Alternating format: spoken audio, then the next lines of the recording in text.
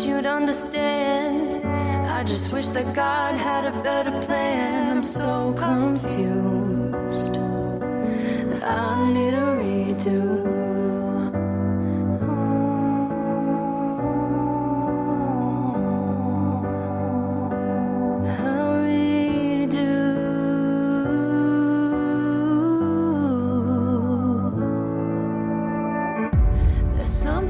Inside of me that's begging and begging and pleading. I just wanna feel free. I just wanna feel lovely. I'm surrounded by love that's in pain.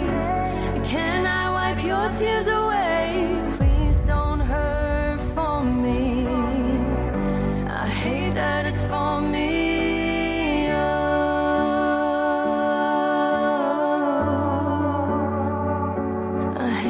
It's for me.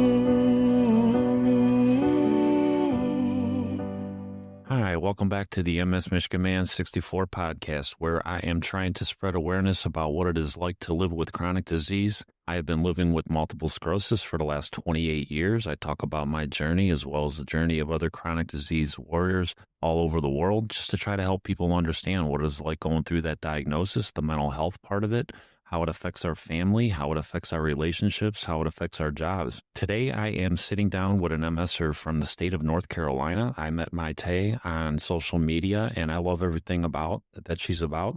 She got diagnosed with her MS in 2015. The real cool part about this interview I'm going to enjoy is talking about Maytee, about the Hispanic community and chronic disease diagnosis and the break there is in healthcare. Just with language barriers and everything else that goes with it. But please welcome to the podcast, Maytee. How you doing, Maytee? I'm good. Thank you. Thank you very much for having me. I'm excited to start this conversation. I'm excited to have you, Maytee. I know that it's been a long journey for us just getting this recording done, but I'm glad that we're getting it done today. So when you got your diagnosis in 2015, Maytee, where were you at in life? What was going on that got that diagnosis? And what kind of symptoms were you having that led up to being told that you had MS in 2015? Yeah, so my diagnosis story is a little different because it was like a sudden diagnosis. I was going about my day as a normal day, and then I ended up in the hospital because my right side started to like paralyze. And so just to give you the diagnosis story in a nutshell, on a Sunday, I was buying a car. And I couldn't find my name in the documents. And so that was weird. Right. Then throughout the week, I started to develop pain on the right side of my body, in particular on my right glute through my inner thigh. And I was also like stumbling or tripping on air. And one thing that I noticed is that I was on my elliptical machine as usual. And then my foot would come off the pedal. And that was very strange. I've never been known for being clumsy or anything like that. So I couldn't keep my foot on the pedal. And so then by the end of the week, on Friday, I had a really long day. And my last appointment of the day, I noticed that my toes were paralyzed. I couldn't wiggle my toes. And so long story short, I went home, tried to change my clothes, and I couldn't I was trying to put leggings on because I was going to the hospital. You know, hospitals are very cold. Right.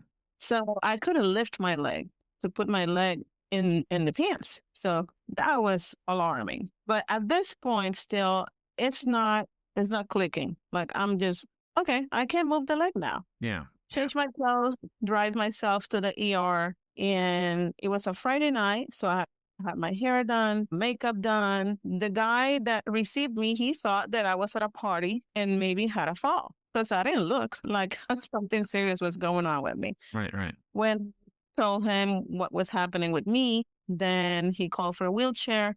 They took me to the back to get a CT scan done because they thought I was having a stroke. So obviously it was not a stroke. And so then the neurologist, not the neurologist, but the doctor on call, the ER doctor came to the room and did this neurological test that they do with your fingers.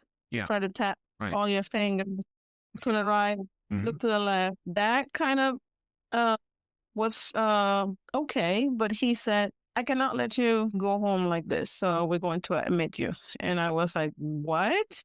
no, I have to go home. But still, again, I'm not paying attention. Like, I'm not thinking at that point still that it's something serious. So anyways, I stay in the hospital, and by Sunday, after running a bunch of tests, including an MRI, then they gave me the diagnosis. They told me that it was multiple sclerosis. And that's how I found out. And by Sunday, I was completely paralyzed. I was bedridden. The entire right side of my body was dead. So I couldn't feed myself. I couldn't walk. I couldn't use the bathroom by myself. When you get told that you have multiple sclerosis, did you even know what MS was at the time when the doctor told you that? Well, I think I had heard of the words, multiple sclerosis, but I didn't really know everything. I guess that I was just like everybody else, where people think, oh, multiple sclerosis, wheelchair. I think that's kind of where I went with that. But I didn't know what it entailed. I didn't know exactly what was the biology of the disease Right. until later. Right. Yeah, I know when I got that first diagnosis when I was 27, I mean, I kind of had an idea what MS was, with a couple of people that I knew that had been diagnosed with it, but I really didn't understand it, and my first impression was, oh shit, I'm going to be in a wheelchair too. Until I wrapped my head around it. It took me a while. It took me months to figure out that, okay, there's nothing saying I'm going to be in a wheelchair. It might happen, but it might not. It might not happen ever. I just kind of took the attitude, okay, well, this is what I got. I'm going to have to live with it because it's chronic. It's never going anywhere. So I just kind of like real early in my disease, I'm like, okay, well, I got to figure out how I'm going to live the rest of my life because I'm only 27. Mm-hmm. Yeah. I was 39 at the moment, and I have 3 boys. I'm a mom of 3. And so my oldest was, I think, 16 at the moment, but my little ones, they were 4 and 5. And so once I understood briefly, because I didn't really have the whole, ending of it, but once I knew exactly where I was, what multiple sclerosis meant, then I was like, now what do I do? Right. Like, how am I going to take care of them? How am I going to give them a shower? Right. How am I going to hold their hands when we cross the street? Yeah. Because my hands I couldn't, especially my right hand, I couldn't feel it well. The sensation was gone. It was there, but it was dull. So it wasn't, and I was not coordinating my movements. So that really, I think that's one of the things that really got me. Like, how am I going to walk with them holding their hands to cross the street? How am I going to do that? Yeah. I thought of that so much. It was scary because it had to be. I didn't have help. Yeah. I didn't have nobody to help me with them. Yeah. So I was really scared. How am I going to do all the things that I do? And of course, that's the way our mentality is. You being a young mom, a new mom, and you got young kids, and your first thought is not me. It's not what's going to happen with me. It's how am I going to take care of my kids? I'm a single mom. How am I going to take care of my kids? And I just can't imagine how scared you were at that time, Maytee. Yeah, it was scary because I was worried about, I just have to get better. I have to improve. Right. Why? Because I have to function. Right. That's what I thought about. I have to get back to where I was so that I can do this, that, and the other. That's what I was thinking of. Like, I didn't really pay too much attention at the moment to what was needed for me to improve. Right. And be able to live with this disease for the rest of my life. Like, my first thing that I was focused on, the only thing that I care about was that I had to function. Like, the show must go on. Right. Yeah. Yeah. And it was Christmas too. It was Christmas. My kids had to have Christmas. Oh my gosh. I couldn't even imagine that. I mean, you're getting told you have a chronic disease and it's during the holiday season. And, and that brings me up to a good point.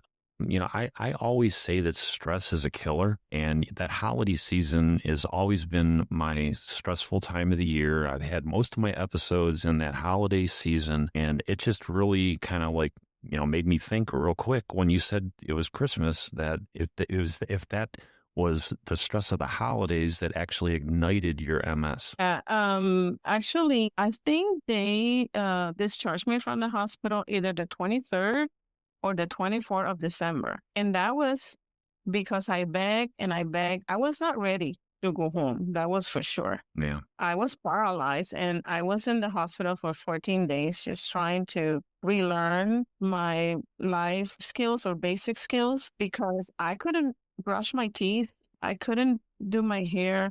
I couldn't get dressed. I couldn't use the restroom. So I had to relearn all that. And they wanted me to stay a little longer, but because it was Christmas and I had babies at the house, I begged. And I knew that the doctors were going to leave, and then who knows when they were going to come back, and who knows when the order was going to be signed. So I said, I need to go home now Right. because I knew in the back of my head I was going to be stuck in the hospital for maybe one more week. Yeah. And I didn't want to do that. So I went home on the 23rd or the 24th. I don't remember exactly. And I finished my Christmas tree that was halfway done. And I stayed up until 3:30 in the morning wrapping gifts for my kids so that they could have a Christmas with their mom. Yeah. With their mom there. Yeah. I mean, that's just the way we're wired. You know, we still worry about everybody else around us.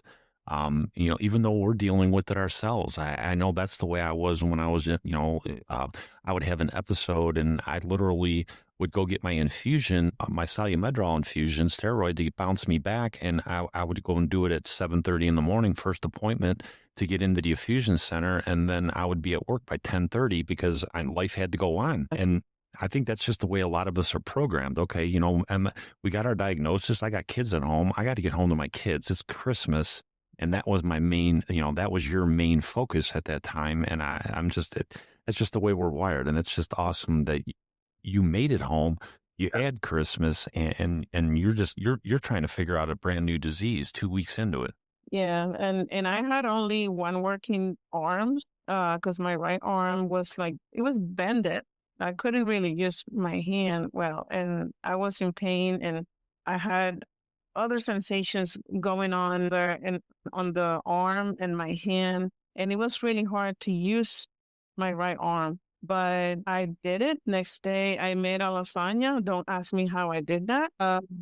And we had Christmas. And that is just awesome. I love it. I love hearing the fight, because that's the thing that we got to learn really, really quick in this. And the quicker you learn it in this disease, the better you are, is that the sun's going to come up in the morning and life's still going to go on. And you better jump on board and still live your life or it's going to pass you by.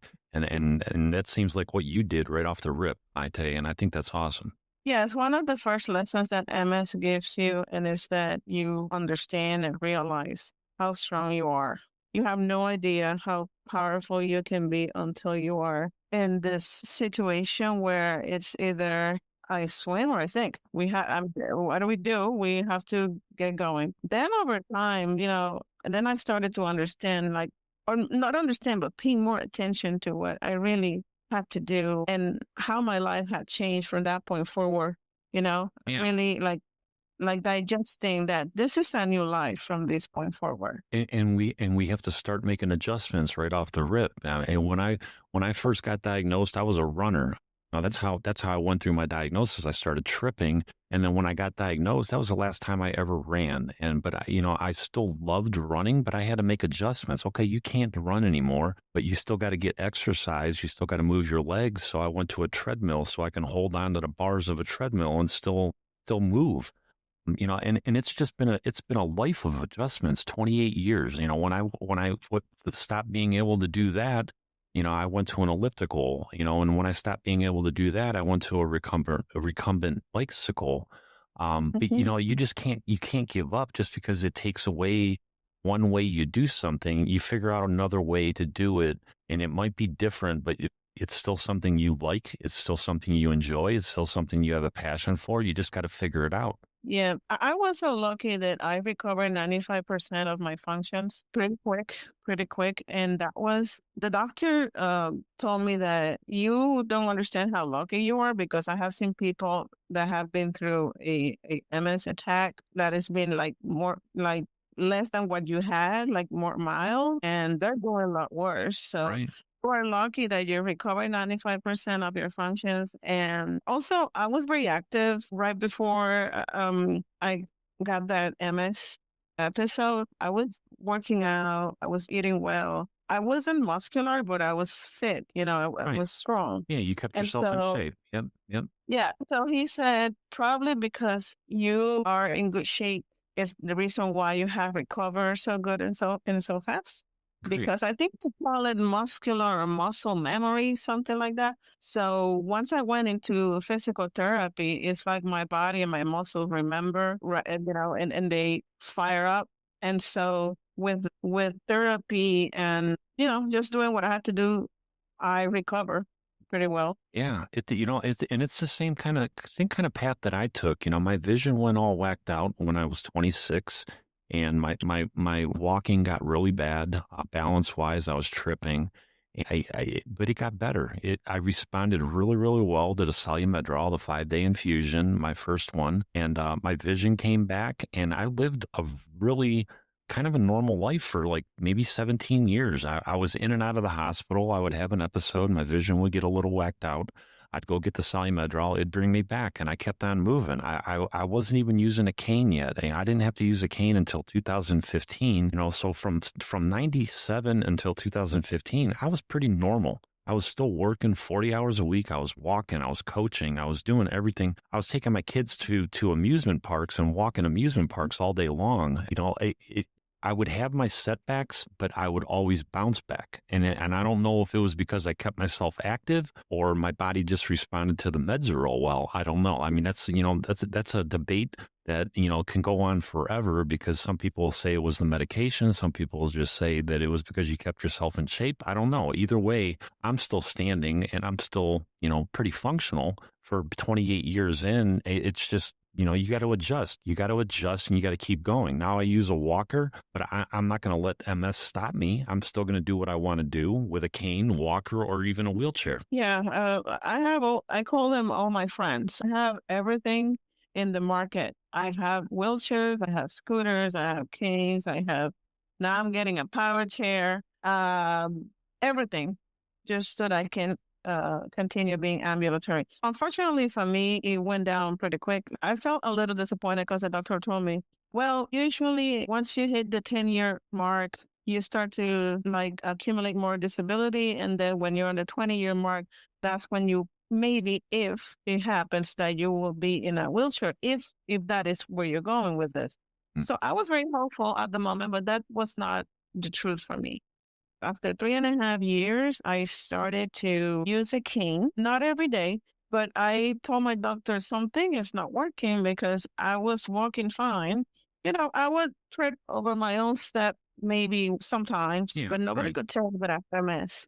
Right. But that was for 3 years. Then I started to need a cane. And that's when I said to my doctor, I probably need to switch medications, because if I'm using a cane now and I was not using it last week, then there's something wrong. Something is not working. And that's when I switched to a stronger medication. But from that point forward, I have not lost my mobility completely, but I have mobility issues. But I'm like I think it's an ambulatory wheelchair user, if I'm not mistaken. That's the term. Yeah, okay. So, I need my walker sometimes. I need my scooters. So I use them. I don't care because, first of all, I don't want to have a bad fall. Fractures are very scary, and I don't recover from fractures as good as the healthy ones. Right.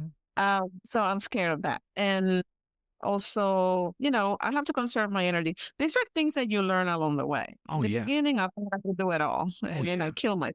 Overdid it, and it was terrible to recover.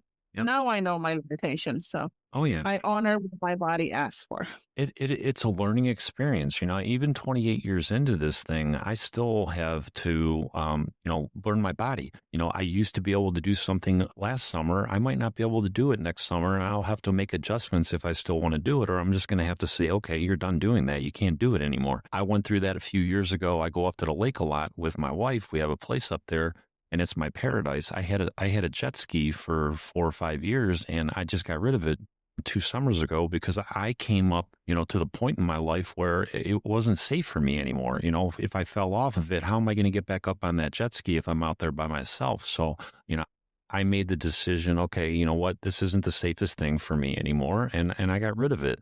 and it sucked that I had to get rid of it, but it is what it is. You know, you gotta know when to say I'm done with something, you know, and it's a learning experience for sure. Yeah, and it's important to not focus so much in what you cannot do anymore, but worry more about what you can still do. And then, just don't dread on the things that you cannot do. But that's going to kill you mentally. And that's another topic for another day. Yeah. The mental toll that this disease can take on you with all the changes that you have to go through. And if you are not willing to, one, accept, and two and three, modify and adapt, then you're in trouble, because that's where we're going. And some people get there faster than others, but you have to be willing to, like I said earlier, honor what your body is asking for. Exactly. And completely unapologetic for being disabled. Yeah. Whether that means to you having mobility issues, or that means having cognitive issues, or that means that, I don't know, you have sensory overload, whatever it is for you, you have to be completely unapologetic about it, because you didn't do this to yourself, and this is what you live with. This is what you got. Like I say, this is what I got, and that's it. If you can understand it, fine. If you cannot, then I can't help you. It's not going to change. Yeah. This is what I live with. Absolutely. So, and I say the same thing, Maytee, is the physical part of this disease really does suck. I hate the fact that I'm losing my mobility, I'm losing the ability to walk, but the mental part of this disease has been so much harder than the physical to me from day one, because you never ever get a break from it. You might get a break from your symptoms. You might get a break. You might go into remission for a year or two without an episode, but you always have the thought of MS in your head. When you wake up in the morning, you can feel it getting out of bed. When you go to bed at night, you're thinking about, everything, the issues you had all day long. If you tripped and you fell down, you're thinking about that all day long. The embarrassment of it. I mean, the mental part of it is so much harder, in my opinion. Yeah. Actually, among all chronic diseases, multiple sclerosis has the highest rate of, or incidence, I should say, of depression. Oh, God, yeah. And it could be because you have lesions in the area of the brain that control the emotions, or it's just the mental, toll that it takes on you because of what you just mentioned. Or it could be, the fact that you lost your ability to work and now you're in depression because of that, or you're in a bad relationship and you got a spouse that's telling you that you're lazy and, that somebody else has MS and they can do this, this, and this. And how come you can't do that? I mean, you get beat up mentally by other people and by yourself. Yeah. Self-loathing is a thing when you have a chronic disease. We are the worst to ourselves. I don't know why we feel embarrassed. We shouldn't. Again, we didn't do this to ourselves. But yes, it's a valid feeling. You can feel like that. Also, what people tell you, the way people see you. But I think that the way that we think about ourselves also can really, we can be so hard on ourselves, unfortunately. And it takes time to get to a good place. Some people don't even get there. I mean, I work in the support group setting, and I hear from patients that have been diagnosed for even longer than me, and they still say, I am on denial, just like that. I don't accept this. And I'm like, well, you're needing a scooter. You're falling on your face. I think that it's time to accept it. Hate it if you want. I mean, it's valid. You cannot hate it if you want. That's fine. Yeah. But don't expose yourself to falls or things that you shouldn't, because you're on denial. Your disease is not going anywhere. It's here to stay, unfortunately. I struggled with that too, Maytee.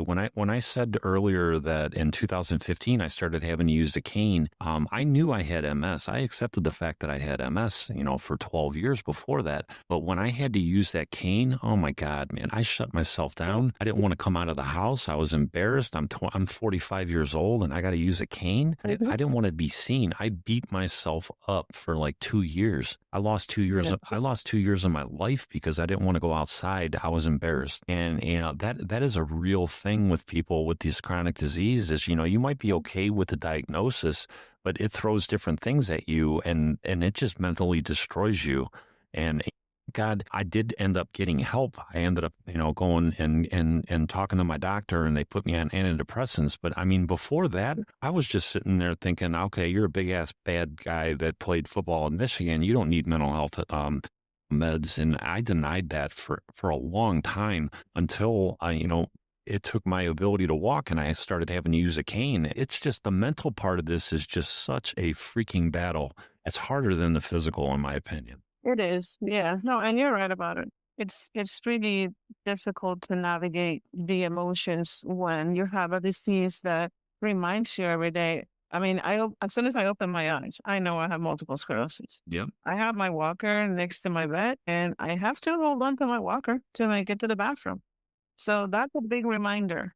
Before I get out of the bed, I get cramps on my legs. I feel hypersensitive, which is from all the symptoms I have, I would say that's the one that really interfere with my daily activities. It's really bad. I have to take anti-seizure medication to keep it at bay, and it's really deteriorating. And then, if I make it to the bathroom, then it's a good day. Yep. You know what I mean? Yeah. So it's the first thing that I have to deal with in the morning. So that's the biggest reminder. I know. And It's like I said, we know we have this disease from the minute we wake up until the minute we go to bed. We never get a break. no, we don't get a break. So let me ask you this, Maytee. I know that I want to get into the Hispanic side of this disease and you getting your diagnosis and just some of the breaks there are in the health systems with people that are trying to get treatment that speak a different language and the barriers that you all have. And I just want you to talk about that because I think it is so important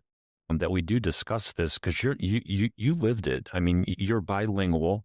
And you actually did a lot of things like translating for doctors and all that. So I want to talk about the Hispanic side of this diagnosis. Yeah. So I was a medical interpreter for many years. And so when I was working as an interpreter, I was not diagnosed with multiple sclerosis yet. That was my last job when I was diagnosed. I worked for one more year and then I couldn't continue because I was completely overwhelmed. It wasn't because of my physical situation. It was my mental situation. I couldn't work anymore.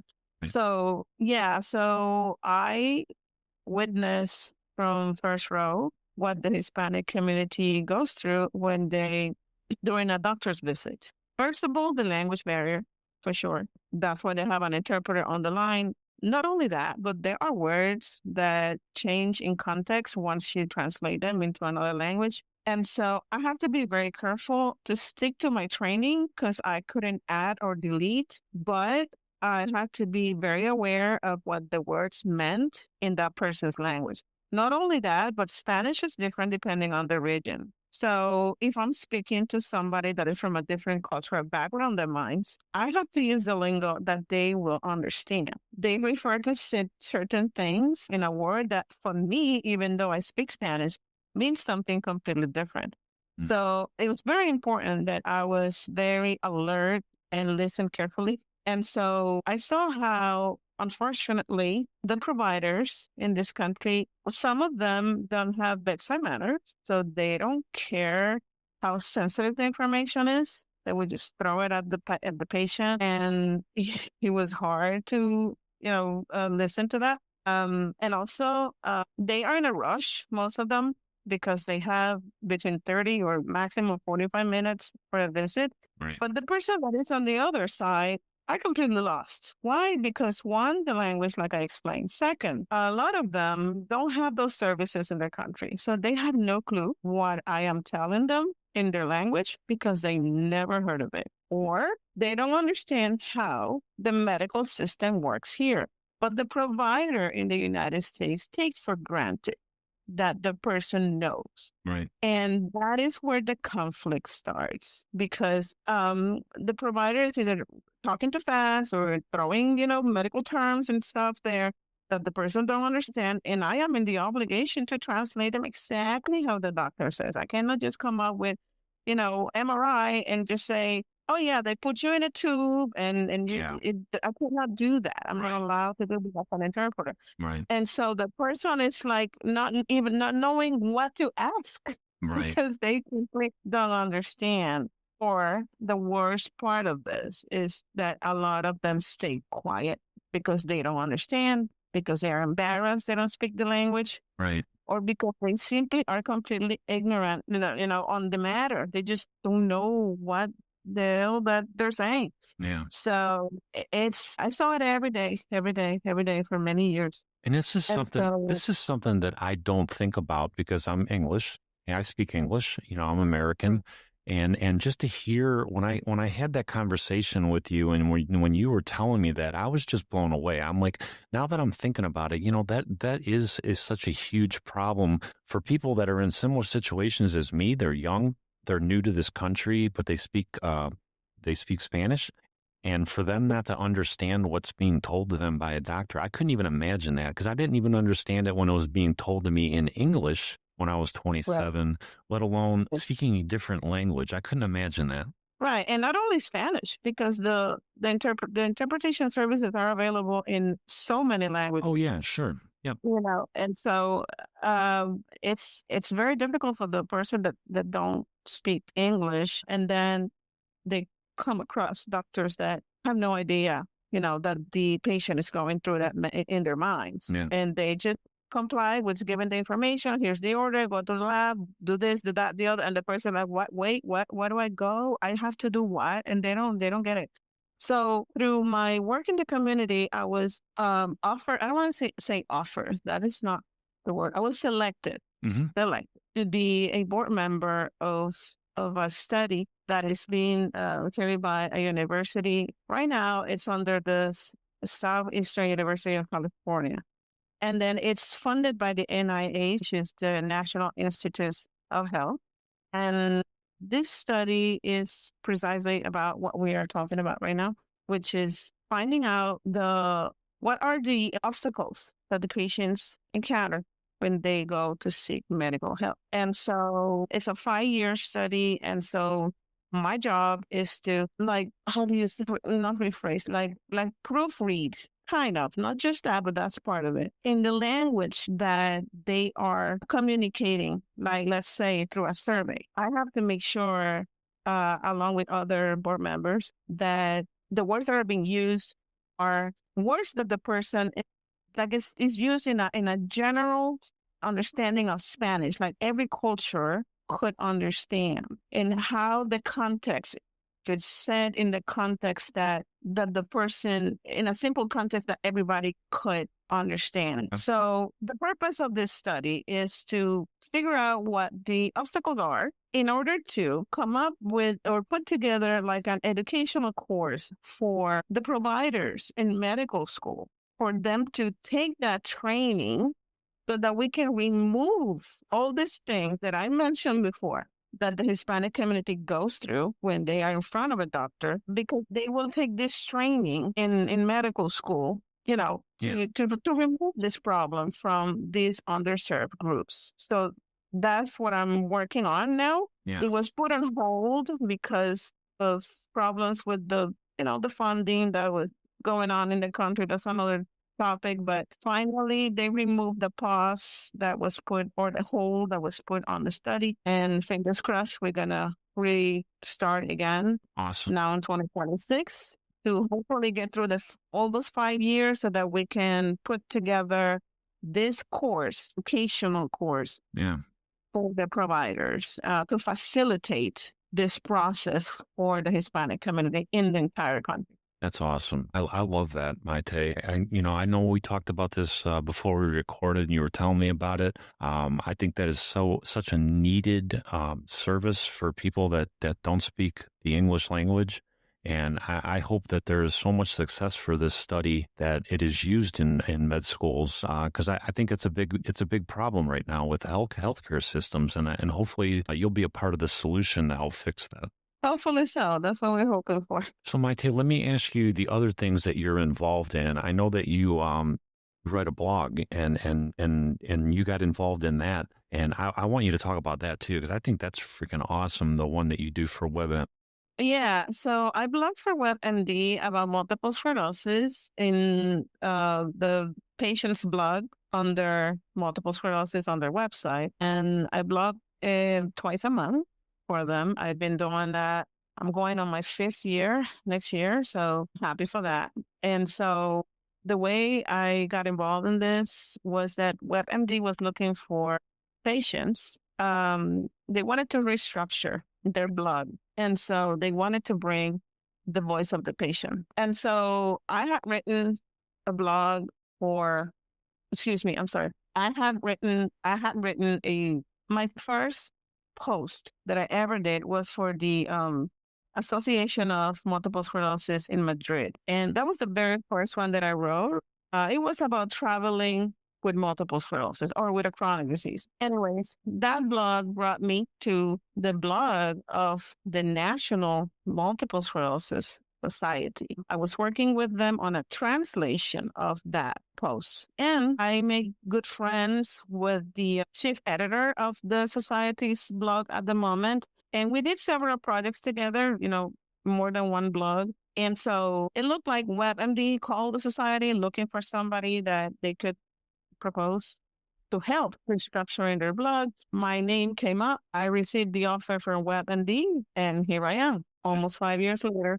That is just so awesome. I just love that. When you were telling me about that, I was blown away. I'm like, that is just so badass that you write a blog for WebMD. I mean, a lot of people use WebMD. So, I mean, if they're searching anything that's MS related, they could be reading your blog. I just think that's badass. Yeah, it's really cool because I get to share my own experience with MS. And so I am a firm believer of being an educated patient. So I take this opportunity to not only share my own experience, but to educate the readers. So if you read my blogs, you will figure out that pretty quickly that mine are like half educational and half my experience. Like if I'm talking about or writing about a particular symptom, I like to inform about, or educate what is a symptom, what is it called in medical terms? What is the cause of it, or what are the typical traits of it, or things like that. And then I also add how I experience it, and I compare with what the I cannot say that word. Literature. The books say. Yeah, the literature. And how it could be different for me in a way, or how it's exactly, it's like a comparison of what I really experience as a patient. Right. And what the doctors say it is. Right. You know what I mean? 'Cause it's a complete different version. Oh, yeah. Oh, yeah. So sometimes I'm just venting about, this is what I'm going through right now, whether it's depression or perimenopause, whatever. That's a very personal experience. But I'd like to give a background of what it is in relation to multiple sclerosis. And I think that's what made it successful, because people can relate to my own experience. And at the same time, they're learning about how it works in multiple sclerosis. I think that's so important, Maytee. I know we've had this discussion, just what I'm doing with this podcast. I think there's so much value in hearing other people's experiences, because, it's not always the same for what you read in a book or what you read in an article or a study. I mean, okay, that's fine. You read what you read, but it's not what you experience. And I think it's so important to hear other people's experiences, because I got my 28 years, and I can tell you my 28 years dealing with MS, but it's completely different for somebody that's been dealing with it for 5 years, and they might be in a wheelchair already, and it's just that MS is so different. And just hearing other people and how it's affected their lives and how they've handled it, the mental health part of it or the physical part of it, I think it's so important to hear everybody's story. Yeah, and also it's important to read some material like that, but in like a reader-friendly way. Right. From a friend that's telling you, hey, I have this spot on my head that itches like hell every day. Right. And I have multiple sclerosis. And the doctor would tell you, well, that's paralysis. And you're like, huh? Yep. Right. So I take the opportunity in the blog to explain what that is. I have paralysis, right? But am I going to talk to you about my paralysis, or am I going to say to you my itchiness, the spot that itches every day? Right. It's like, people can relate because it's more friendly and it's more like more personal to them. Yeah, So, I love it. you know, I just think that's awesome. And, and this is what I know we talked about this too. It's finding something to occupy your mind. And that's what you found to occupy your mind, to take it yeah. off of your MS. I found podcasting a year and a half ago. And, and it's just like you all have to find a tool. You use that as your tool. I use the podcasting as my tool. Some people use art as their tool. Some people use writing as their tool. I mean, but you just got to figure something out that you have a passion for and go after it, because you got to occupy your mind. I say that all the time. You got to find something to make you want to get up in the morning and live the day out. And I think that's so important with this disease, is to figure something out. You got to figure it out. Yeah, I mean, definitely writing keeps me in check, so I like it a lot because I'm a little bit of a nerd, and so I love researching and learning about stuff. If I'm not learning, I am not happy. I need to learn all the time about something. And Yep. so writing keeps me in check because when I am doing the part of the educational part of the blog, I research. And so I want to make sure, first of all, it's my duty because it's a medical website. And so I need to make sure It's that what you're saying is accurate. accurate. Yeah. And I also learn other stuff, that give me more ideas for more blogs. Mm-hmm. And so it's awesome because, it keeps me in check. I keep learning and I provide the information that, people don't even sometimes look for it and they just find it, in a patient's blog, because you'd be surprised. A lot of people or patients struggle with taking the step of looking for information. Oh, yeah. I believe there's nothing more important than being an educated patient. I It's agree the only with that. that you can- Yeah, it's the only way that you can be your best advocate. I agree with that. If you don't know what this disease is about, what it's doing to you, and why this symptom is different, and you better pay attention, doctor. Yep. This is happening. This is real. I need something for this. Then you live miserable with a symptom that you probably could treat with medication or maybe switching your MS medication. But you gotta have a voice, and the only way to do that is when you know what you're talking about. You'll be unheard like me. I say it all the time, Maytee. I say, knowledge is power and ignorance is a choice, and just choose knowledge. Choose knowledge, because ignorance, it's a hard thing. Even if you don't have this disease, people are ignorant. They don't even understand it. They don't even know what MS is. And I think that's a shame. I think I don't know I don't have POTS, but I learned what POTS is just from talking to people with this podcast. I don't have fibromyalgia, but I learned what fibromyalgia is from talking to people with this podcast. And I think it's so important for people just to understand what other people's battles are, and how hard is it? All you got to do is listen to us talk, listen to us explain what it's like living with whatever disease we have. And it can make people a lot more intelligent and not as ignorant. And I'm just trying to help people gain knowledge and eliminate ignorance. Yeah. And, having the podcast, you're doing a great job that way because, it's a way of spreading awareness, and people that come across this type of platforms can get, to a better place in terms of their knowledge about their own disease, which is so important when it comes to decision making, of your treatment and stuff. You don't know in the support group setting that I work in, which is something that I want to highlight because it's so important to find your tribe. It's important to find your crowd. You have to hang out with people that have your disease, even if it's virtually.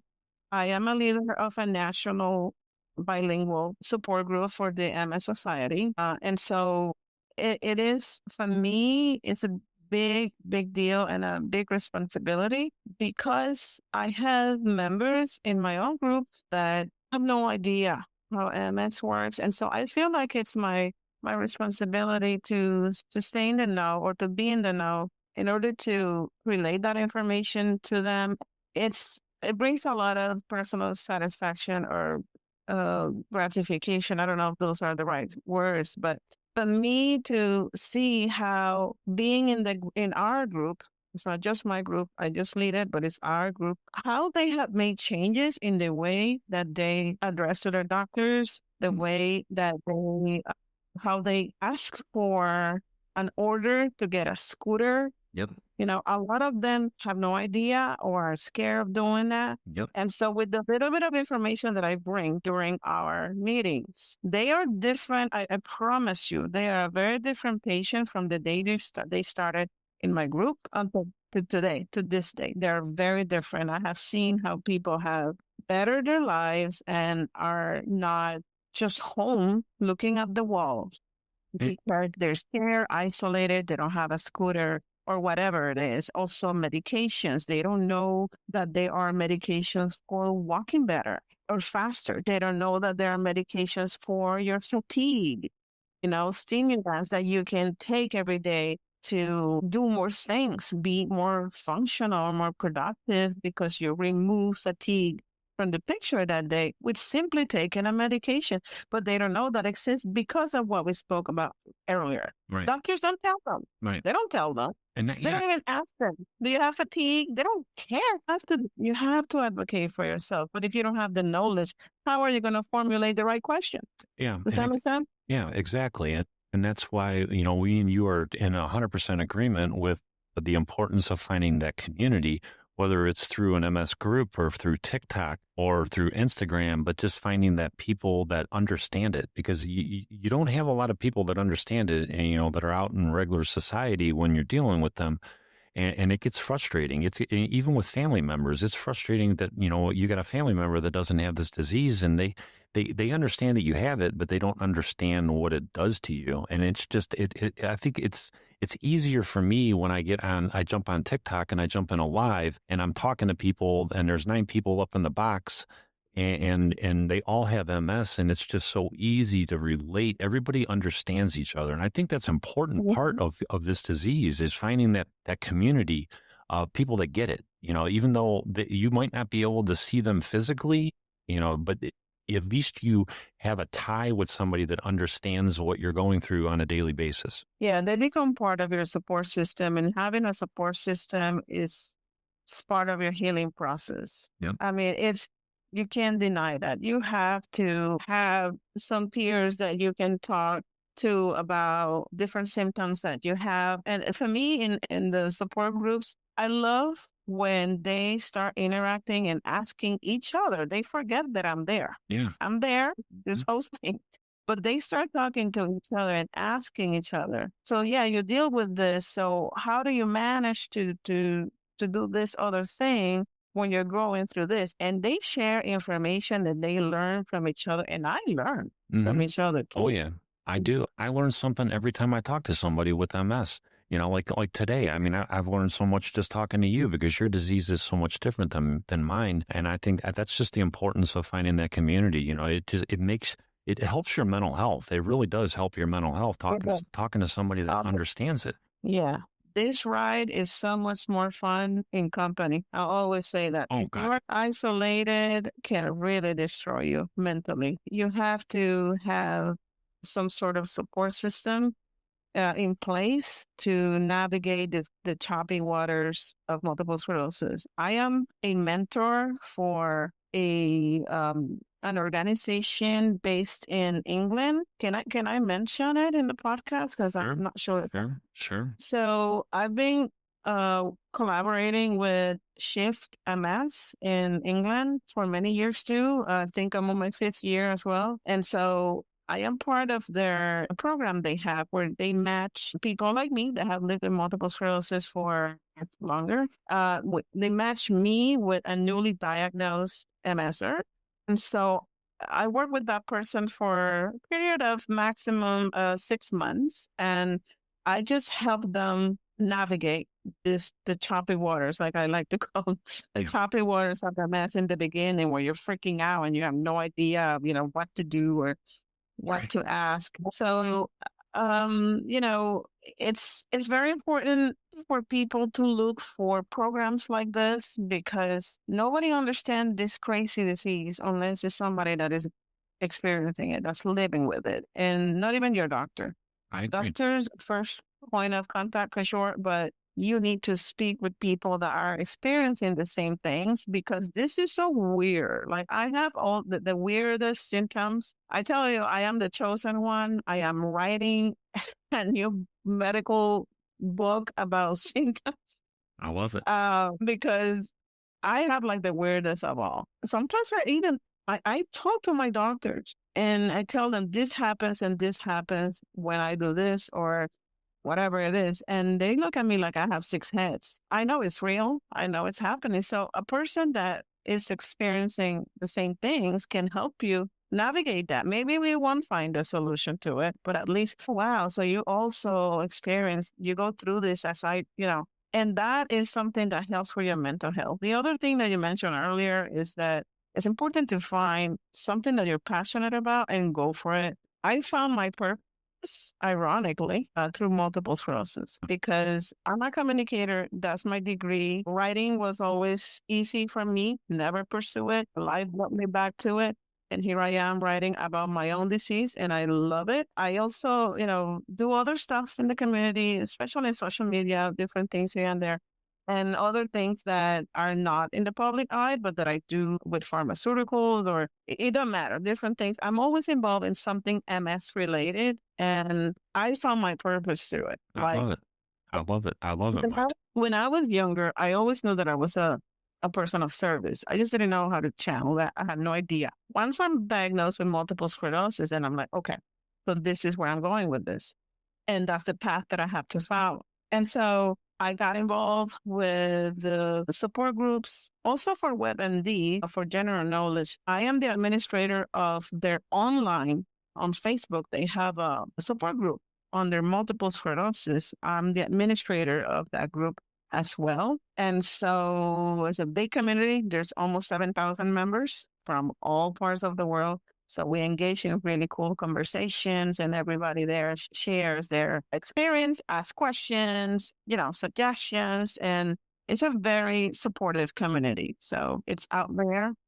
I love it, Maytee. I love it. Maytee, I can talk to you all day long, but I'm gonna start wrapping this up. I want to put all your social media in the podcast description. If you want to follow Maytee, she's just awesome. Especially if you are of the Hispanic nationality and you speak Spanish, she's just an awesome lady to connect with. And I'll put all her contact information. Maytee, do you want to say anything else to anybody that's out there that is listening to you? They might be, a Hispanic speaking. Just what would be your message to them just to keep on fighting this fight? Well, I would say what I say always, MS is not a death sentence. You can live a productive life with multiple sclerosis. It's not a bad life. It's just a different life. So take it one day at a time, educate yourself as much as you can, and show grace to yourself. Do what you can do. And don't overdo it ever. Big mistake, but you learn along the way. I amen to that. Amen. Yeah, just take it easy and don't try to figure out everything at once. It's very complicated, and mind you, it changes over time. Mm-hmm. So just live day by day. And if you want to connect with me, my handle on everywhere, social media and every platform is MS Positive, and that's M_S_positive.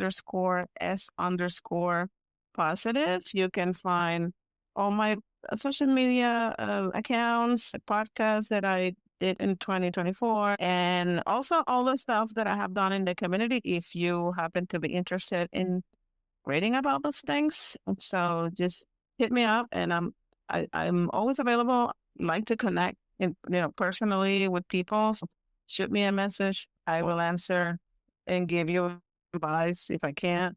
So just stay in touch, and take it easy. Take it easy. Don't stress. I love it, Maytee. I love it. I want to thank you so much, Maytee, for just coming on and sharing your journey with me. And if you want to follow me on TikTok, you can find me MS Michigan Man 64. You can find me on Instagram, MS Michigan Man 64, and I'm on Facebook, Brian Wallace out of Brunswick, Ohio. Don't forget to hit the subscribe button and share it out. We want our stories to be understood. The best way to understand us is to listen to us talk. Until the next episode, this is the MS Michigan Man 64. I am out.